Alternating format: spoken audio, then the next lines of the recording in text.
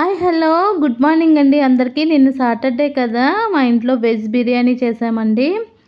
చాలా చిన్న చిన్న ముక్కల కింద కట్ చేసుకోవాలండి. వెజిటేబుల్స్ మసాలా అన్నీ రెడీగా పెట్టుకోవాలి. చాలా తక్కువ మసాలా వేసానండి. మనకి ఇందులో కారం ఇంకా పసుపు యూస్ చేయకుండా ఓన్లీ ప్లెయిన్ రైసే, ఫ్లేవర్డ్ రైస్లా ఉంటుందండి. ఏం హడావిడి ఉండదు, మసాలా కూడా ఎక్కువ ఉండదు. ఇలా ట్రై చేయండి, చాలా బాగుంటుంది. నెక్స్ట్ నెయ్యి వేసుకుని తర్వాత ఆయిల్ వేసుకుని చూపిస్తున్న విధంగా మసాలా వేసుకోవాలి. ఫస్ట్ అవి కూడా చాలా తక్కువ వేసాను అంతే. తర్వాత ఉల్లిపాయలు, పచ్చిమిర్చి, పుదీనా, కొత్తిమీర కూడా వేసానండి. క్యాప్సికమ్, బంగాళదుంప, క్యారెట్, స్వీట్ కార్న్ కూడా చాలా టేస్ట్ బాగుంటుందండి వేసుకుంటే. కొంచెం మూత పెట్టుకోవాలండి, మూత పెడితే బాగా మగ్గుతాయి. సాల్ట్ వేసుకోవాలి. తర్వాత సాల్ట్ వేసుకున్నాక కూడా ఒక 2 మినిట్స్ మళ్ళీ మూత పెట్టుకోండి. చూడండి ఎంత కలర్ఫుల్గా కనిపిస్తున్నాయో మన వెజిటేబుల్స్ అన్నీ.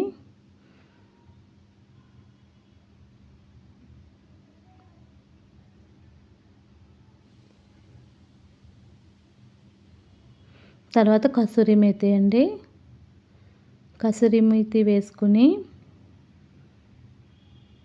కొంచెం ఫ్రై చేయండి.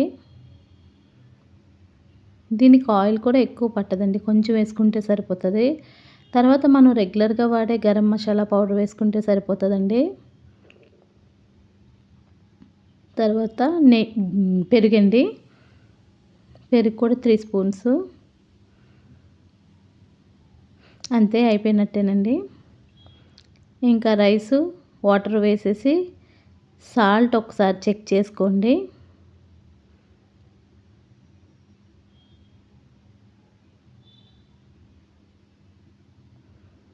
సాల్ట్ చెక్ చేసుకుని లిడ్ క్లోజ్ చేసేసి 2 విజిల్స్ వేయించుకున్నామంటే రెడీ అయిపోయినట్టేనండి.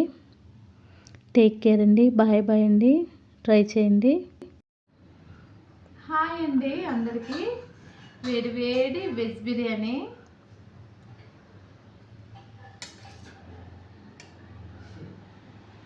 చాలా బాగా కుదిరింది, బాగుంది.